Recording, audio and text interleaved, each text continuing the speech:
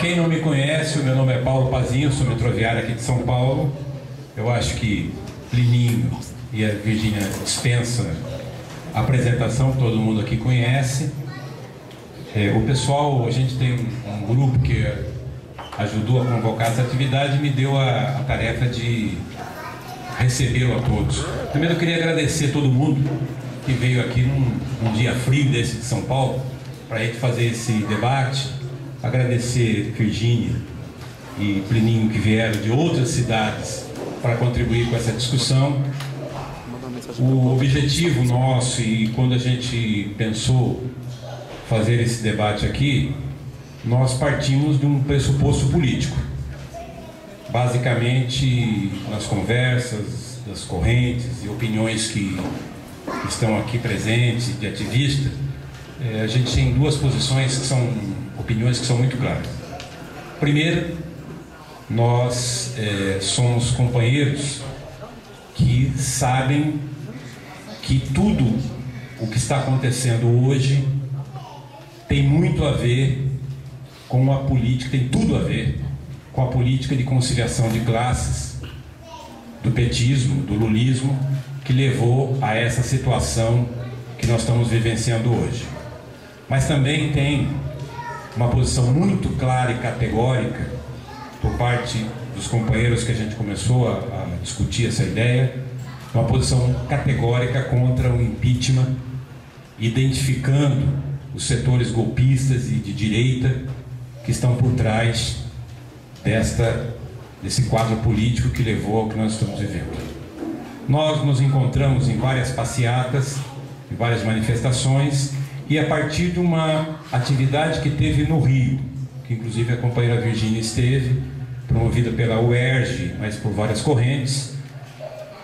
Atividade esta, inclusive, que se espalhou por várias capitais. Ontem mesmo teve em Recife, já teve em Fortaleza, já teve em outros lugares, da gente discutir não só a nossa participação efetiva na luta contra o Temer, o fora Temer, contra os golpistas, nas ações que estão tendo de rua, mas também a gente começar um processo, começar não diria, mas continuar um processo de profunda reflexão na esquerda brasileira, na esquerda que não capitulou ao governo do PT, de o que é que nós apresentamos como estratégia, não só do ponto de vista programático. Isso, obviamente, nós vamos ter que discutir, não é apenas um evento, em vários eventos nós vamos ter que aprofundar essa discussão, mas também numa forma de atuar para que a gente possa efetivamente dialogar com os setores da juventude, da classe trabalhadora, que corretamente não se sente representado por tudo que ele vê como institucionalidade no país. Seja nos sindicatos burocratizados, e quando eu falo de sindicatos burocratizados, a gente tem que pensar inclusive naqueles sindicatos que a gente participa. Seja na forma com que o lulismo e o petismo marcou décadas, que é uma divisão entre partido é para a eleição, sindicato é para a luta econômica, absolutamente verticalizado, aonde quem manda é a diretoria do sindicato. Então a gente vai ter que viver um período profundo de reflexão, para a gente apresentar realmente uma estratégia da esquerda socialista que consiga unificar todo mundo. A gente vai ter que modificar muito da nossa forma de atuar. E para a gente fazer esse debate, a gente quis trazer aqui dois companheiros e companheiras que possam abrir essa discussão entre nós, e depois a gente vai abrir as intervenções para cada companheiro. Essa foi a ideia original. Nosso objetivo é ampliar, evidentemente, isso para o conjunto da esquerda, mas hoje nós temos esses dois parâmetros que eu falei claramente no início. Nós somos oposição ao projeto de conciliação de classes do toma lá da cá do petismo, e somos oposição, e temos uma posição categórica com relação a tudo que ocorreu nesse processo de impeachment que a gente vivenciou. Para cada um, a ideia nossa de funcionamento é 20 minutos para cada um dos dois companheiros, intervenções de 5, a gente vai ter que ter um certo controle, né, na quantidade de intervenções para o programa de horário, e depois um fechamento de 5 minutos para cada um. Então, perguntou para você. Beleza. Tá legal. Quem começa? Lininho? Virgínia. A gente estava conversando rapidinho aqui e eu vou trazer os problemas e ver soluções. Tá ótimo. Tá dando para ouvir? Acho que eu vou ficar em pé, que facilita. Tá dando para ouvir direitinho lá no fundo? Não, porque tá dando um mega eco aqui, por isso que eu tô querendo saber se tá tudo bem aí. Tá. Bom, boa noite a todos. Lógico que é uma satisfação em termos estar aqui, né? Estou muito satisfeita de estar aqui, da gente estar acelerando os processos de enfrentamento frente a uma situação que ninguém esperava. Há 5 meses atrás, era inimaginável pensar 6 meses atrás que a gente estaria numa situação como essa. E, de alguma maneira, durante um certo tempo a gente ficou meio atordoado. Eu acho que agora está claro que é o momento de começar esse enfrentamento. A gente estava conversando aqui, eu vou trazer de alguma maneira as mesmas questões que trouxe lá no Rio de Janeiro na discussão sobre a frente, que é mais uma análise de conjuntura, alguns pontos, não é nem uma análise de conjuntura, alguns pontos que eu acho que são graves e que a gente vai ter de enfrentar. Eu acho que a fala do Pazin antes já deixa claro, fundamentalmente, e eu vou falar em meu nome pessoal, eu critico o governo Lula antes dele ser eleito. Então, portanto, não tem nenhuma razão para agora passar a aderir a algum projeto desses governos e dessas, sobretudo, na segunda fase, né, a fase de 1 a 1, de 1 a 2. Então não tem nenhuma razão para esse governo, o conjunto das práticas desse governo para o desmantelamento da classe trabalhadora é indefensável e isso tem de estar claro. Agora, é lógico que uma avaliação histórica de fundo do que isso significa ainda não está feita e nós estamos todos com raiva demais para conseguir fazer. Então, tem um tempo para conseguir fazer isso, não quer dizer a vida inteira tem de ter 50 anos para pensar, não. Mas é porque a gente está num bolo, né, numa situação de briga que empurra a gente a ter de tomar decisões que nos aproxima da luta histórica que criou o PT, mas tem de nos manter diversos do caminho histórico que ele percorreu.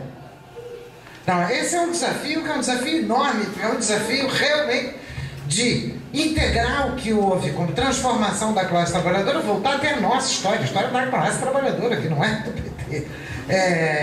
E, portanto, ser capaz de superar as limitações e as fissuras dramáticas, muito rapidinho eu vou falar disso, são fissuras dramáticas que nós vamos levar para diante desse período. E não vai ser fácil superar isso. Hoje de manhã a gente teve um longo debate de conjuntura na instituição que eu trabalho, que se chama Escola Politécnica de Saúde Joaquim Venâncio.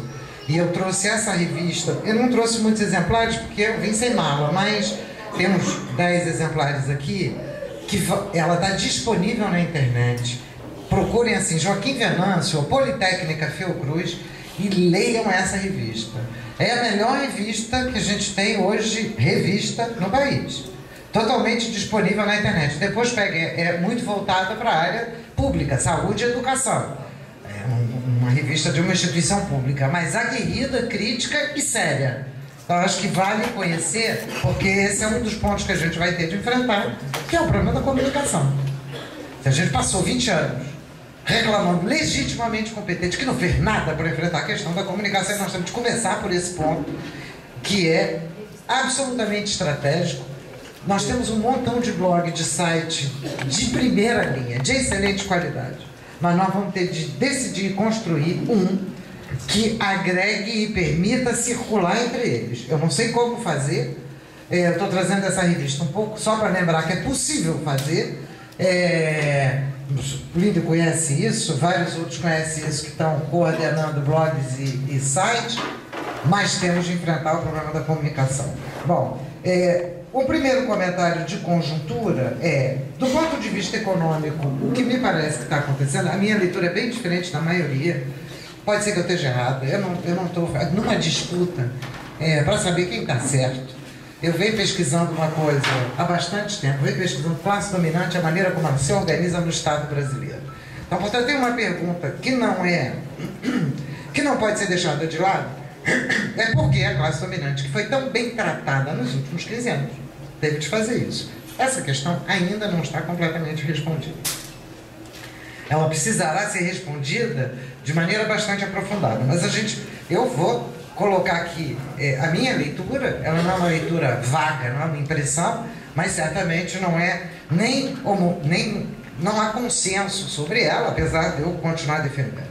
A crise econômica que nós estamos atravessando é uma crise econômica corriqueira de sociedade capitalista. A sociedade capitalista entra em crise. E entra em crise, em toda a crise de sociedade capitalista, os grandes meio que se dividem, cada um quer um pouco mais, e normalmente os grandes também se unificam para tirar da massa trabalhadora o que puder para compensar a crise. Nada muito diferente do que foi feito nos Estados Unidos, na Espanha, na Itália, na França, tá certo?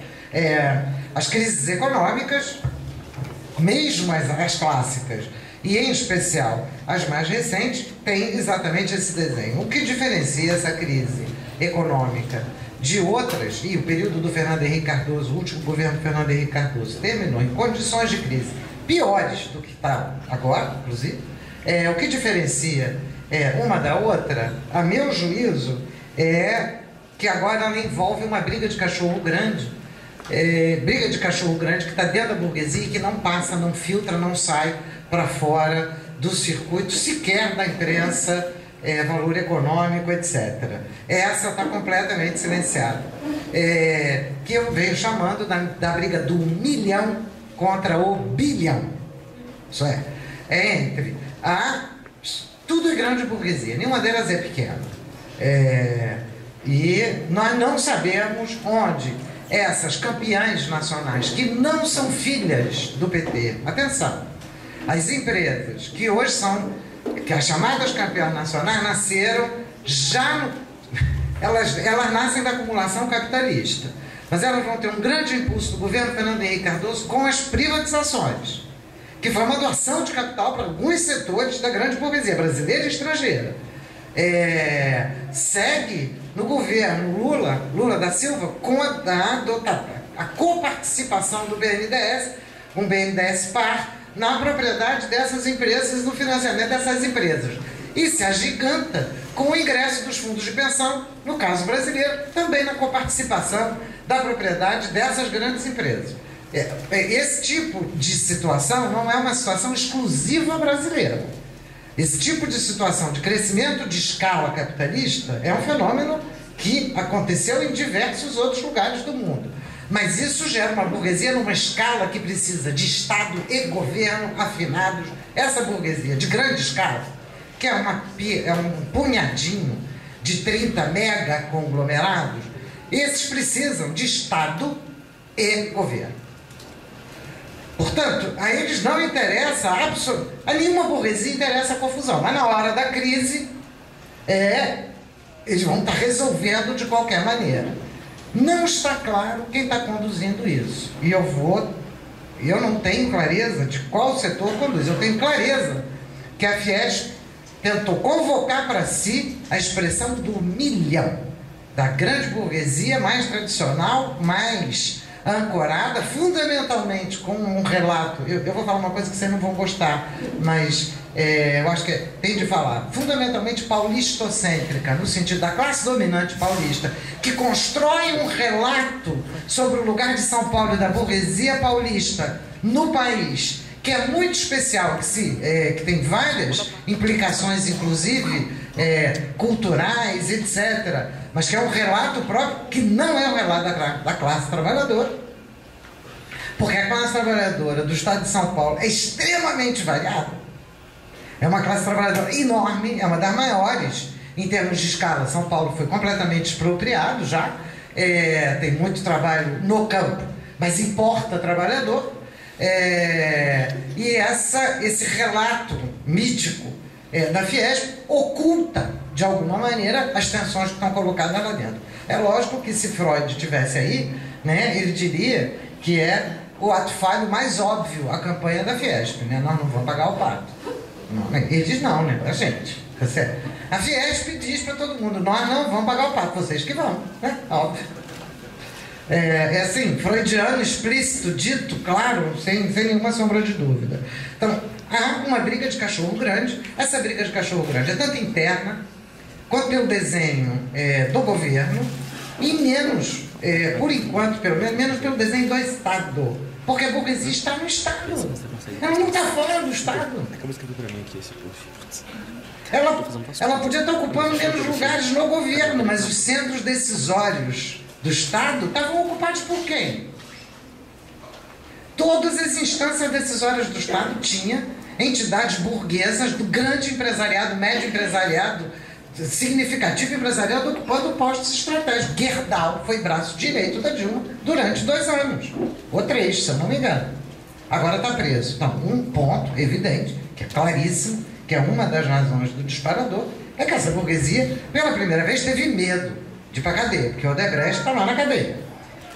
E precisava, uma das razões que precisava tirar o governo é que esse governo era suficientemente fraco para não poder controlar nenhuma operação. Eles não têm interesse na continuação disso. Durante semanas, comentaristas, editoriais de O Globo, da Folha de São Paulo, do Estado de São Paulo, de Valor Econômico, disseram que depois que trocasse o governo, vai ter de apaziguar todo mundo, vai ter de botar um balde de água fria, etc. Eles já estão fazendo isso, é evidente. Esse percurso já está sendo feito. Mas essa tensão não acaba com qualquer governo. Essa tensão que tem um limite, eu estou só na parte econômica, estou tomando muito tempo, que tem um limite também externo, é que o espaço internacional de expansão para os chamados países imperialistas emergentes, dos quais o Brasil é um dos menores países, a China é insuperavelmente maior, a China, a Índia e a Rússia têm papel mais importante, mais estratégico do que o Brasil, mas o Brasil é a ponta de lança imperialista dentro da América Latina. Mas ele não é ponta de lança só do imperialismo americano. A gente tem que discutir o tempo inteiro. Imperialismo não é só uma questão nacional. Imperialismo é uma forma de ser do capital. Então tem co-situações subalternas, sim, mas que vão junto. Esse espaço está reduzido, então, portanto, as tensões estão maiores. Então, maiores no cenário internacional. E a gente está assistindo no cenário internacional inteiro uma direitização e um encolhimento dos espaços democráticos no cenário internacional. Europa, bom, nos Estados Unidos eu não preciso falar, mas na Europa a gente tem comparado muito com Honduras e Paraguai. Atenção, a escala da concentração capitalista no Brasil não tem comparação com Honduras e Paraguai. Se quiser comparar, bota aí os golpes na Itália, bota aí a situação da Espanha e acrescenta aí a situação de Portugal. Porque também levaram coisas muito parecidas com o golpe que a gente está levando, com a diferença que lá era parlamentarista. E, portanto, era legal e legítimo. Aqui fizeram algo de legal e ilegítimo, porque eles esvaziaram o conteúdo da lei para conseguir fazer o impeachment. É isso. O que aconteceu foi, o processo vai numa direção que só atinge aquelas pessoas. Aquela imputação de pedalada não atinge outras pessoas para além daquelas. Qualquer um pode pedalar que não vai pegar só aquelas. Então, portanto, você esvaziou a universalidade da lei de cara. 2, enviesou todo o processo das investigações policiais. Então, a gente foi... Terceiro, aquela votação na Câmara, que foi escandalosa, vergonhosa, internacionalmente, que todo mundo ficou com vontade de vomitar, que certamente, a partir dali, tem uma modificação na composição, inclusive, das forças de direita que são capazes agora de convocar uma parcela dessa população. Aquela vergonha era o quê? Eu estou fazendo o processo aqui, mas eu voto por outra razão, que não tem nada a ver com o processo. É literalmente esvaziar. E nesse esvaziamento vai executivo, legislativo e judiciário. Bom, em boa medida, o governo Dilma foi cúmplice desse processo. Completamente cúmplice. Porque se deixar ir para um golpe, sem sequer fazer um discurso de 1º de maio, sem sequer falar com a população, ao longo de 1 ano e meio, sem falar com a classe trabalhadora, é porque é cúmplice daquilo que estava acontecendo. Bom, então esse é o primeiro ponto, economia. O segundo ponto, muito rápido, A configuração partidária é uma configuração dramática, porque todos os partidos que existem, oficiais, né, já regulamentados no país, são da burguesia, com exceção de 3. PSOL, PSTU, PCB.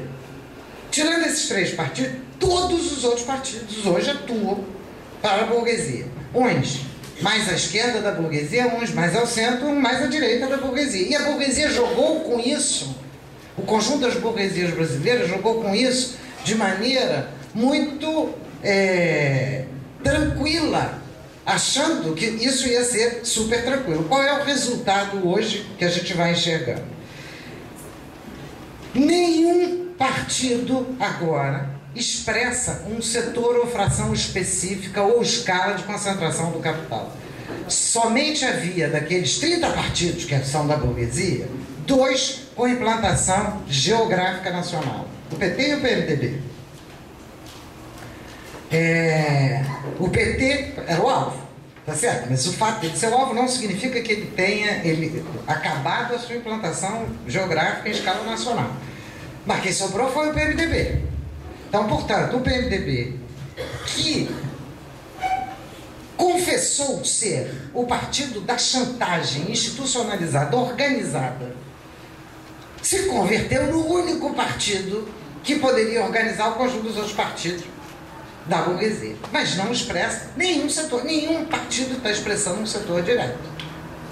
Então, possivelmente está tendo alguma recomposição nisso, mas o que a gente está assistindo é um oportunismo em larga escala da rapinagem de todos os setores, aproveitando uma brecha e entrando, realmente é uma rapinagem, não tem programa nesse sentido. O programa do Temer, feito por aquele cara lá do Rio de Janeiro, que eu me recuso a falar, aquele Gatangorá, que eu me recuso a falar o nome dele, uma vergonha pública. O programa dele é um programa que abre a possibilidade da rapinagem. Nem aquele programa é colocado. Porque é literalmente rapinagem. É pegar a Previdência Social e levar para o Ministério da Fazenda, dizer... Tanto que eles estão batendo cabeça, querendo quem pega mais e mais rápido. Olha a expressão do Partido da Chantagem Nacional. Literalmente a expressão. Você pega o valor econômico de hoje, é uma contradição só. Porque Ricardo Paz de Barros, o homem que sempre criticou tudo, que defendeu o impeachment, etc, etc, etc. Isso aqui é o meu tempo? Que sempre defendeu o impeachment para todo lado, está dizendo que não pode cortar nada no Bolsa Família. Se cortar, tem que cortar para cima. Então, mesmo lá dentro, tem alguns... A situação não está ajustada assim. É o acerto da grande chantagem, da grande rapinagem nacional. Qual é o programa disso? Não é claro, falta assim. Não é claro qual é o programa. É óbvio que, numa situação de crise, a classe dominante se divide, ela se unifica num ponto. Quebra qualquer possibilidade da classe trabalhadora exigir um pedaço aí.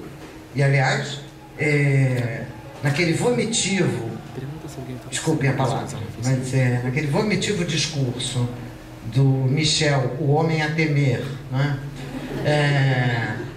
Do Michel a temer na posse, aquele discurso foi multiplamente vergonhoso. Não era um vice-presidente assumindo a presidência numa situação de crise, era um candidato pavão, né? Um vampiro pavão, um candidato pavão, apresentando um programa. Entendeu? Tudo era completamente falso. Mas tinha uma coisa interessante ali. Aquele discurso foi claríssimo. Em primeiro lugar, ele falou a palavra classe trabalhadora. Em segundo lugar, ele disse o que é que a classe trabalhadora tem de fazer: trabalhar. Em terceiro lugar, ele disse como é que a classe trabalhadora deve trabalhar: apertando o cinto. E em quarto lugar, ele disse o que é que ele vai fazer com a burguesia: nós vamos dar dinheiro, nós vamos estar atentos para ajudar os empresários da indústria, do agronegócio, do comércio, etc., para que eles criem condições de emprego e geração de renda para a classe trabalhadora trabalhar. Lógico, imagina. Então, o que é apavorante, e eu acho que é uma das razões que me levou, e acho que leva a gente tem de ter claro que é absolutamente inquietante, que torna ainda mais importante essa frente, e o comportamento dessa frente vai ser fundamental com relação a isso, é de que, dada a completa inorganicidade desses partidos que estão aí, com relação aos processos organizativos burgueses, isso abriu o espaço para que a liderança intelectual e moral do processo que foi conduzido ao longo de 2016, mas já em 2015, e a gente pode encontrar alguns resquícios disso ainda em 2013, lá nas manifestações de 2013, abriu espaço para que um setor da extrema-direita, que nunca foi convocador ou mobilizador, ganhe espaço e passasse a ter direção intelectual e moral. Ele não tem direção nem política, nem organização, nem organicidade para isso, mas passou a ter direção intelectual e moral. Tenho a impressão, mas é mera impressão, de que a sua capacidade convocatória também já está se esgotando. Porque os bairros de classe média do Rio de Janeiro, onde eu moro, que bateram panela contra Dilma, bateram panela contra Michel Temer. Então, portanto, parcela da base daqueles grupos não é garantida de maneira permanente. Eu não estou dizendo que a gente tem de disputar isso, não é? Entendam muito bem, a gente tem de avaliar, analisar a estrutura da luta de classes. As massas trabalhadoras têm urgência, urgentíssima, elas já tinham urgência há 50 anos, elas continuam em urgência. A situação, e houve alguma melhora para a condição das massas, sim, ao longo dos 2 governos Lula. Não reconhecer, falta um minuto, não reconhecer isso é um pouco falsificar o processo, o que não quer dizer que essa melhora tenha sido inscrita no Estado. Isso quer dizer apenas que eram melhoras transitórias, transitivas, e sem a garantia de que a própria classe trabalhadora pudesse defendê-las. Essa é a tragédia. Essa aí é onde reside realmente a grande questão. Isso é, você apassiva, gotejar melhora, mas apassiva. E aí, como é que faz para defender? Essa urgência está colocada hoje, e a gente vai ter de enfrentar isso de cara, porque a gente vai ter de voltar para o trabalho de base. E para o trabalho de base, não só nas empresas, não só nas instituições, não só nas escolas, no trabalho também nos bairros. Os bairros estão ocupados pelas milícias no Rio de Janeiro. Pela milícia e pelo tráfico, polícia para matar militantes. A gente vai ter de reaprender a enfrentar isso. E esse enfrentamento se depara com uma infinidade de entidades financiadas pelo empresariado atuando nesses espaços. E, portanto, confundindo as urgências. O nosso trabalho é um trabalho enorme, eu acho que é um enfrentamento enorme. Eu tenho a impressão que, passado esses 3 semanas, meu tempo acabou, essas 3, 4 semanas de inquietação, a gente vai assistir agora momentos de retomada de lutas. Eu não estou otimista, eu não sou nem otimista nem pessimista, assim, eu acho muito ruim essa expressão, mas é certo que vem luta, isso eu não tenho dúvida. Porém, nós teremos muita dificuldade em unificar essas lutas. Ou não unificá-las num pacote compacto, mas irmos na mesma direção. Então, ter clareza do nosso sul, do nosso lastro, do que, para a gente, anticapitalistas, revolucionários, é fundamental, não é provocar o outro, que agora que está descobrindo o sofrimento que ele provocou há muito tempo, né? Porque uma coisa que está acontecendo é que muitos colegas que vêm, que estavam até aqui defendendo o que quer que fosse que viesse do PT, então chegaram para o lado do sofrimento que a gente está denunciando há anos. Então, eu não estou dizendo para a gente anexar o PT, nem se dobrar a isso. Estou tentando dizer que a classe trabalhadora não tem dono. E que, portanto, a nossa luta agora, a imediata, instantânea, é para enfrentar um golpe que é uma rapina imediata sobre a classe trabalhadora. Ele certamente não será eterno, ele vai se mexer, mas enfrentar com nossas bandeiras, com nossa organização, voltar a construir organização, inclusive para as manifestações, o que em boa medida a gente perdeu, voltar a fazer uma comunicação coletiva, o que em boa medida a gente perdeu. A gente vai ter de voltar a fazer essas coisas. A gente vai encontrar com gente que não é nosso. Ok. Enquanto o objetivo imediato é o golpe, eu posso estar com gente que não é, que tem outra palavra de ordem, contanto que eu esteja na minha palavra de ordem. E eu acho que esse é o fundamental hoje para a frente esquerda, que a gente tenha claro do que é a classe não tem dono, a classe está sendo espoliada. E é isso que a gente tem de enfrentar. Obrigado.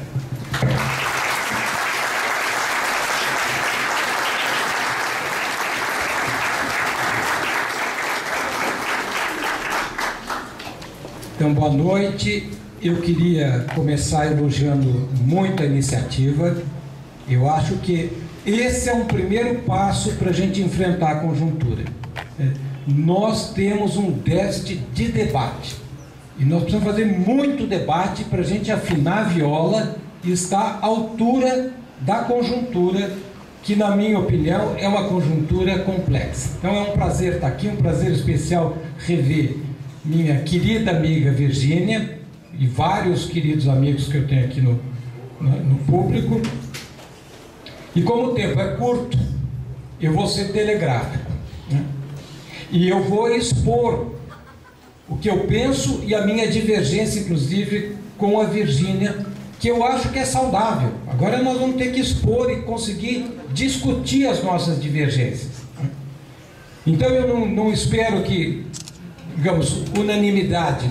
O importante aqui não é exatamente concordar. O importante aqui é a gente refletir em conjunto, para ver se a gente, no processo de debate, de convencimento, a gente chega a um denominador comum que nos unifique de maneira sólida. Isso é que é o importante. Bom, a conjuntura é dada pela crise. Nós estamos vivendo crises econômicas e políticas, na minha opinião, de grande envergadura. E esta conjuntura polariza a luta de classes em torno de uma questão central: como sair da crise. Então todo o debate aqui é como sair da crise. E isso já mostra a gravidade do momento histórico. Porque a discussão hoje é como mudar o país, como mudar a sociedade. É isso que está em questão, né? Essa que é a luta, e é isso que a gente tem que entender. Ao contrário da Virgínia, depois a gente vê se é o contrário mesmo, mas eu acho que nós estamos vivendo uma crise econômica e política estrutural. Eu não acho que seja uma crise cíclica normal. Eu tenho um outro diagnóstico. A crise econômica brasileira é o produto do efeito da crise internacional, agravada pelas contradições provocadas pelo ciclo de expansão anterior, que deixou a economia brasileira completamente impotente para reagir a uma situação internacional bastante complicada. A gente volta a isso. E eu acho que nós estamos vivendo uma crise política também profunda. E o marco dessa crise política, na minha opinião, é o fim da paz social, que foi decretado pelas jornadas de junho de 2013, que acabou revelando a fragilidade do sistema de representação brasileiro. E esta crise foi agravada pela derrocada do governo Dilma. Porque eu não sou da opinião que a Dilma caiu por um golpe. A Dilma caiu de podre, caiu sozinha. E é o vazio gerado pelo derretimento do governo Dilma que propiciou o golpe dos aventureiros, liberais e fisiológicos, liderado pelo Cunha e pelo Temer. E então, é uma crise política de grande envergadura. Então, o que a sociedade tem pela frente? Uma estagnação sem prazo para terminar. Uma conjuntura de instabilidade econômica profunda, por um motivo simples. O Brasil passou 30 anos se especializando na economia mundial. Ele agora, para crescer, depende do comércio mundial.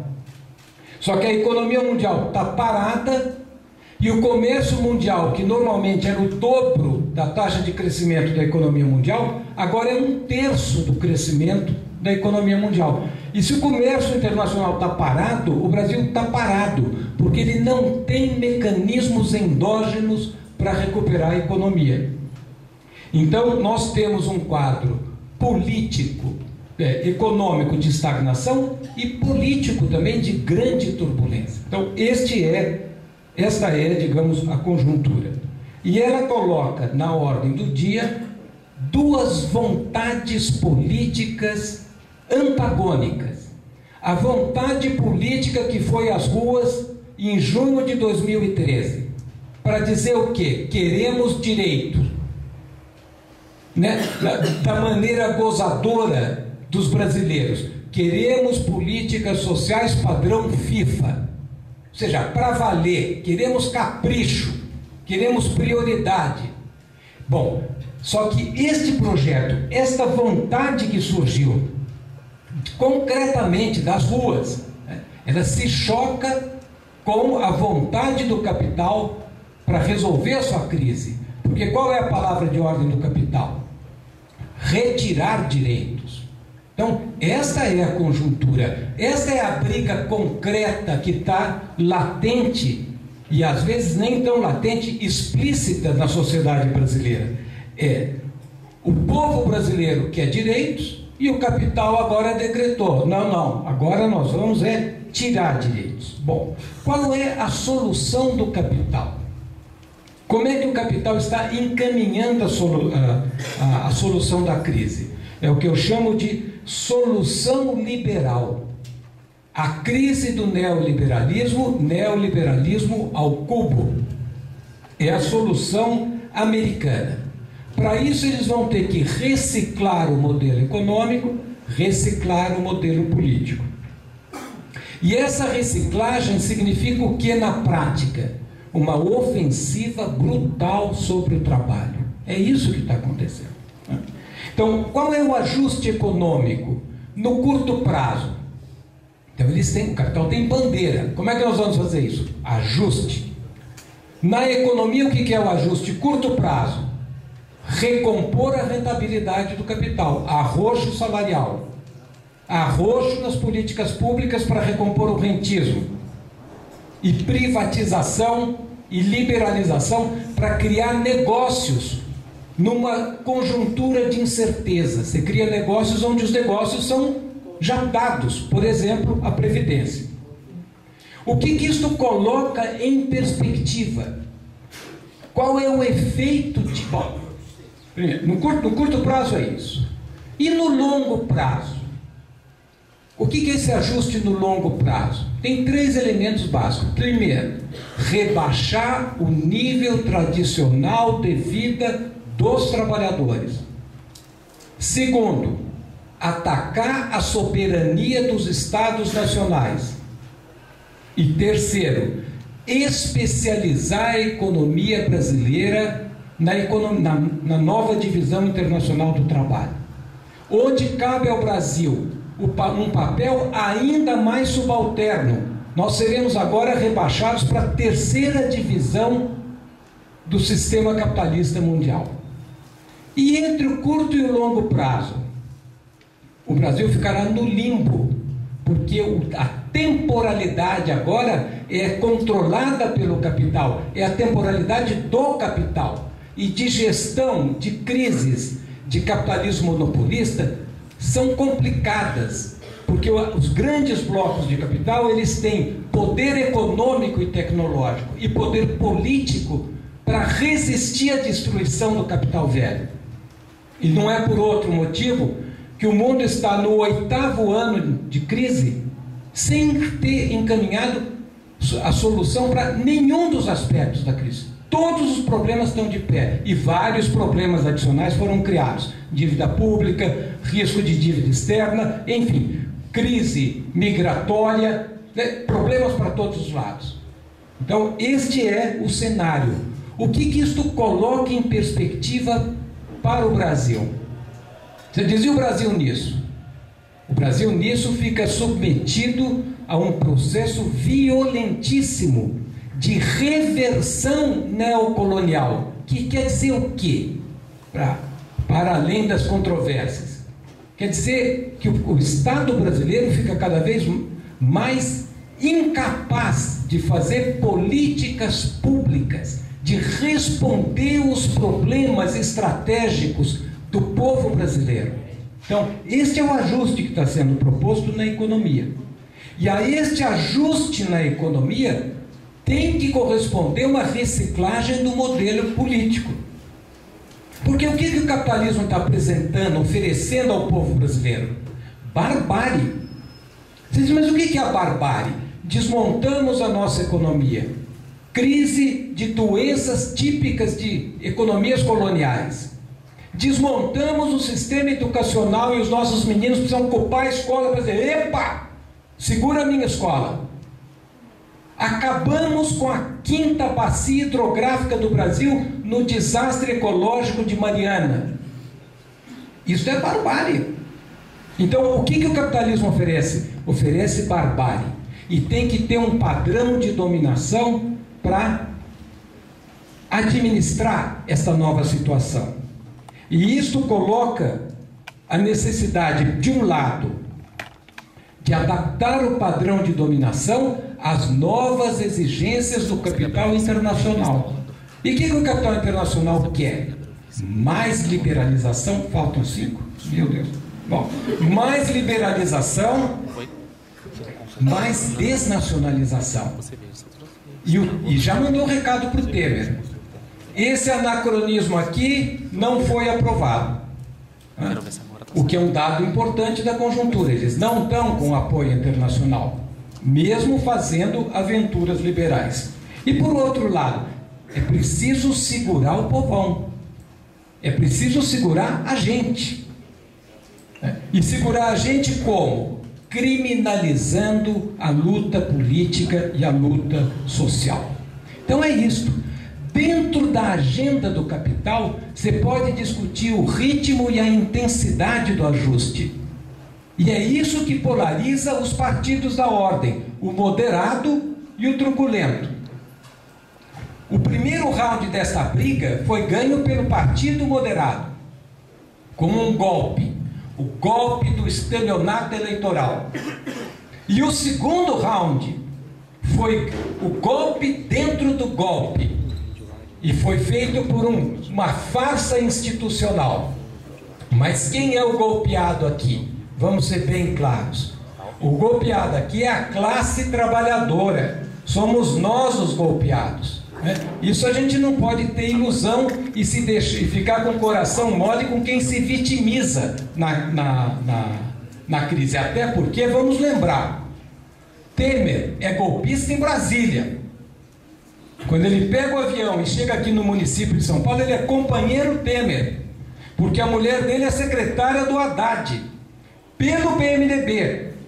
E o PT acabou de falar, ó, nós fazemos teatrinho lá em cima, mas no resto do Brasil, companheiros do PMDB. Ou seja, o PT é um partido da ordem, isso a gente precisa saber. Como meu tempo voou, eu vou chegar no... Eu não consegui falar o que eu queria. Bom, mas o que eu queria falar? Eu queria dizer o seguinte, qual é a solução do trabalho? Qual é o nosso desafio? Nosso desafio é, primeiro, resistir à ofensiva do capital, mas também abrir novos horizontes para a sociedade brasileira. E para isso a gente tem que ter um projeto, porque só faz política quem tem projeto. Se eu vou para a rua sem projeto, eu não faço política. Eu até faço resistência. E posso conseguir que o projeto do outro não seja implantado de maneira tão ruim para mim. Mas eu não abro alternativas. Então eu tenho que ter um projeto. Qual é o nosso projeto? Essa que é a questão. É o projeto do menos ruim, que é sempre muito melhor do que o muito ruim? Não. Porque se for esse o projeto, vamos nos juntar ao PT. Porque esse projeto já está organizado. Podemos pensar como nos juntar ao PT. Mas se não é esse o projeto, a pergunta é: qual é o projeto? E para isso a gente tem que ter uma leitura da crise. Qual é a crise da economia mundial? É uma crise estrutural profunda do capitalismo, cuja característica é: o capitalismo não consegue mais resolver nenhuma das suas contradições fundamentais. E no Brasil, é reversão neocolonial. Então qual é a agenda do trabalho? Porque o capital tem agenda. Qual é a agenda do capital? Ajuste. Essa que é a agenda. Podemos discutir dentro do ajuste. E dentro deles, vão fazer a briga deles. É golpe contra golpe. Todo mundo está dando golpe lá. Que é o que eles sabem fazer. E sempre fizeram. Mas qual é a nossa agenda? A nossa agenda é a necessidade histórica do povo brasileiro. Qual é a necessidade histórica? Ter os direitos. São essas as contradições que estão gritando na conjuntura. E isto requer o quê? Mudanças estruturais. E como é que chama mudança estrutural? Profunda. É isso que a gente tem que vencer. Vocês já ouviram falar de vaca amarela, não sei o que lá na panela? Se falar em mudança estrutural profunda, come tudo que está nela. Mas como é que se chama mesmo isso? Chama revolução. Qual é o nosso projeto? Não é o projeto liberal. Então é qual? Nós vamos reviver o projeto democrático popular que fracassou. Vamos pegar pela Venezuela. Fracassou na Venezuela. É esse que nós vamos fazer aqui? Nós vamos voltar para trás, nós vamos tentar domesticar este bicho bravo que a gente já sabe, historicamente, que é indomável? Não. Então como é que chama o que a gente vai fazer? Porque se a gente entra na disputa sem bandeira, nós já entramos derrotados. Nós temos que ter uma bandeira e temos que ter uma organização em torno desta bandeira. Vocês lembram as jornadas de junho? Quando ela esquentou, o que a Rede Globo falou? Entrou, opa, sem bandeira. Só a ordem e progresso. Né? E sem partido. Só eu organizo todo mundo.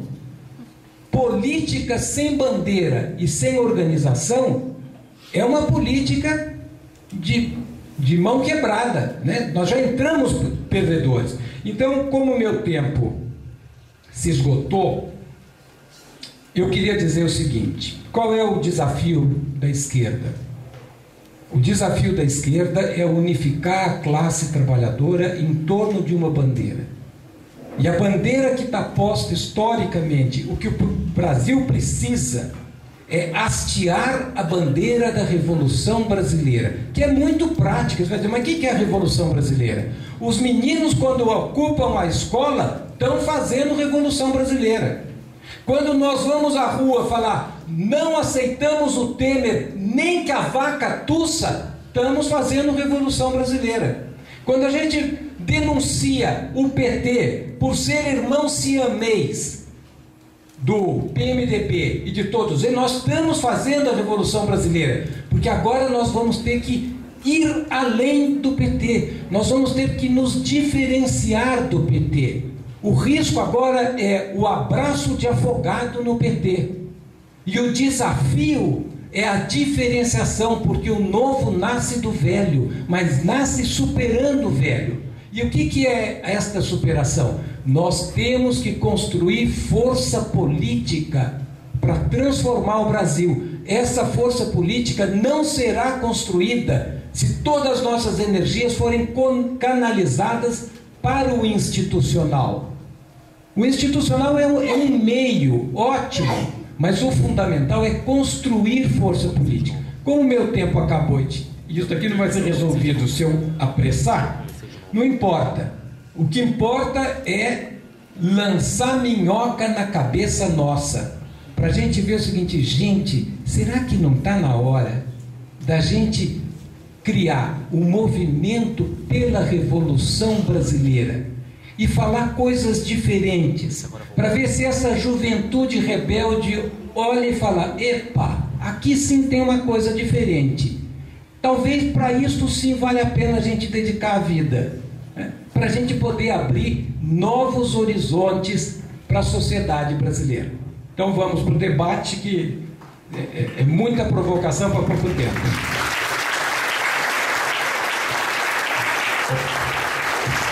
Pleninho e Virgínia, a gente até lamenta ter pouco tempo para que vocês possam expor. Bom, a gente são 20 e 30. A ideia é a gente ficar aqui até, aliás, não é ideia, né? O prédio limita o horário nosso até 10 e pouquinho. Então a ideia é a gente abrir as intervenções de 5 minutos. Tá? Óbvio que depois a gente faz... Sim, eu virei.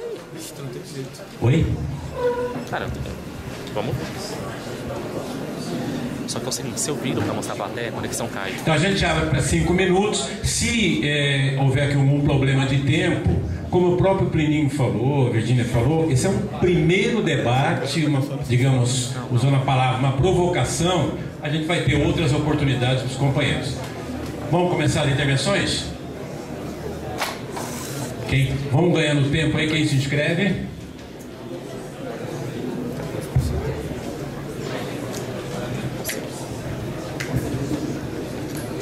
Boa noite, camaradas. Eu quero saudar a todos os militantes que estão aqui presentes, camaradas valentes que não se renderam e não se venderam diante da conciliação de classes. Queria também dizer que essa nossa iniciativa de construir o bloco, ela se dá num momento muito difícil para a humanidade e particularmente para os trabalhadores brasileiros. O sistema capitalista está vivendo uma grave crise sistêmica e que já o castiga por mais de 10 anos. E ele até agora não encontrou uma fórmula para sair da crise. E ele busca de todas as formas colocar na conta dos trabalhadores todo o ônus da crise. Busca fomentar guerras, desestabilizar governos. E aqui em nosso país não é diferente. Aqui nós estamos vivendo também uma crise econômica, uma crise social e uma crise política.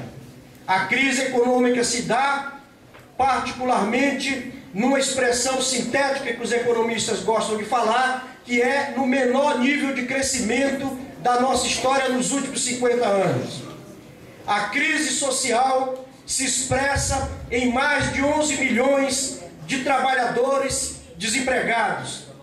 E a crise política se expressa também na podridão das instituições que nós vimos online no dia em que se debateu o impeachment.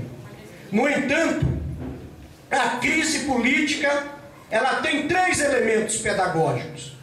O primeiro deles é que ela demonstrou de maneira clara o fracasso e a desmoralização da política de conciliação de classes.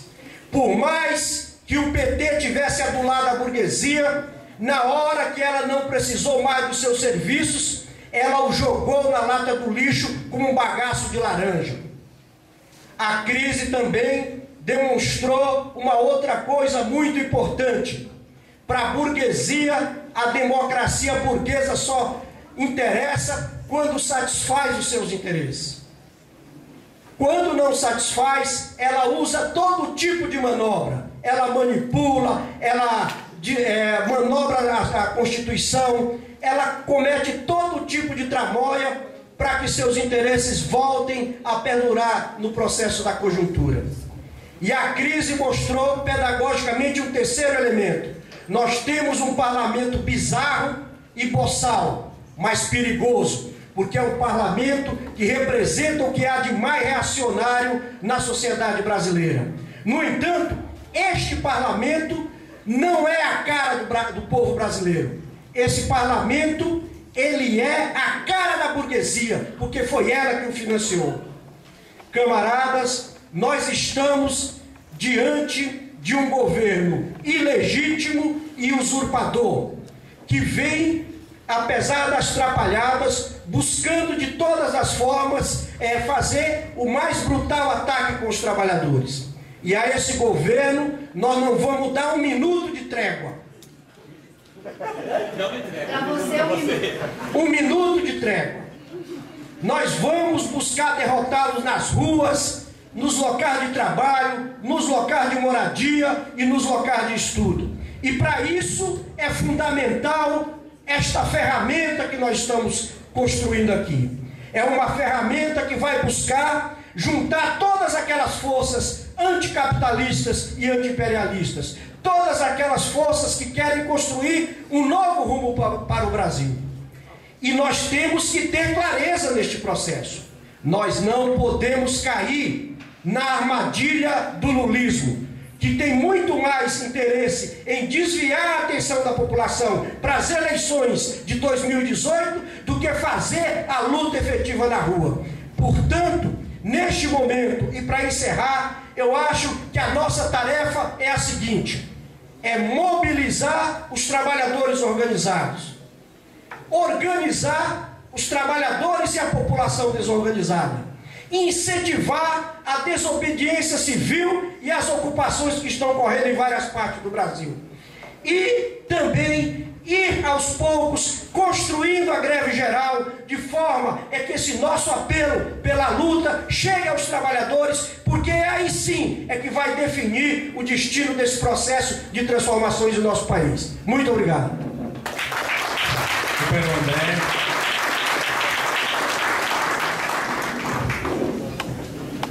Bom, boa noite, companheiros e companheiras. Meu nome é André. Eu gostaria de passar uma mensagem em nome da Corrente Liberdade, Socialismo e Revolução, corrente do PSOL, seção brasileira do Comitê para uma Internacional dos Trabalhadores.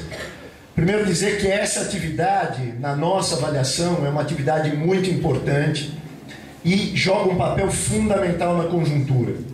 No momento em que o conjunto dos ativistas, dos militantes de esquerda e dos movimentos sociais combativos sentem a urgência, a preemência da organização para um enfrentamento numa qualidade superior, inclusive, ao que a gente vinha travando no último período. O tema da unidade da esquerda socialista e o tema da radicalidade da nossa luta está colocado em pauta, e há milhares e milhares de ativistas buscando uma alternativa de superação do que foi e do que é a esquerda tradicional no Brasil hoje. Nós estamos vivendo um momento muito grave. As ameaças sobre a classe trabalhadora, sobre a juventude, são muito grandes.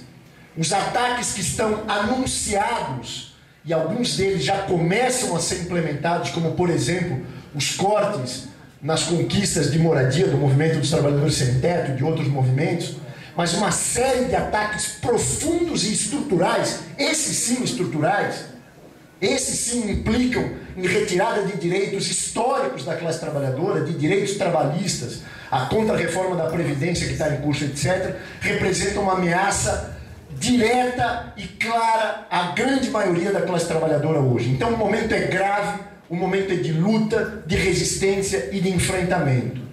Agora, nesse momento grave, não é o momento de abrir mão de se fazer um balanço histórico sobre a esquerda brasileira e buscar superar os erros e os limites históricos da direção lulista e petista no último período. Não é possível imaginar os retrocessos representados pelo governo Temer sem fazer o balanço do que representou 13 anos de governos lulistas nesse país. A base para que esse retrocesso acontecesse, ela está inscrita, inclusive, nos limites do que foram os governos do PT no último período. Nós não podemos jogar esse debate para debaixo do tapete. Nós temos que fazer esse debate e tirar as conclusões hoje. E essa direção que governou o país nos últimos 13 anos, não é uma direção capaz de enfrentar a direita radical que hoje cresce, que se instala no poder e que ataca os trabalhadores. É preciso fazer esse balanço. Esse governo e essa direção petista vai conduzir a novas derrotas. Vai conduzir a novas derrotas do conjunto dos trabalhadores e da juventude. É fundamental que a gente discuta nesse momento a necessidade da construção de um campo político alternativo àquele representado pelo PT e pelos setores que foram governistas até bem pouco tempo. Na verdade, significa construir uma alternativa baseada num programa anticapitalista e socialista, uma alternativa política que unifique de fato os lutadores para uma alternativa que vá além da disputa eleitoral, que saiba se utilizar da disputa eleitoral, mas que vá além dessa disputa eleitoral e que, portanto, implica na unidade da esquerda socialista. E aí é paradoxal. No momento em que é mais necessário se lutar unificadamente enquanto esquerda socialista, inclusive os setores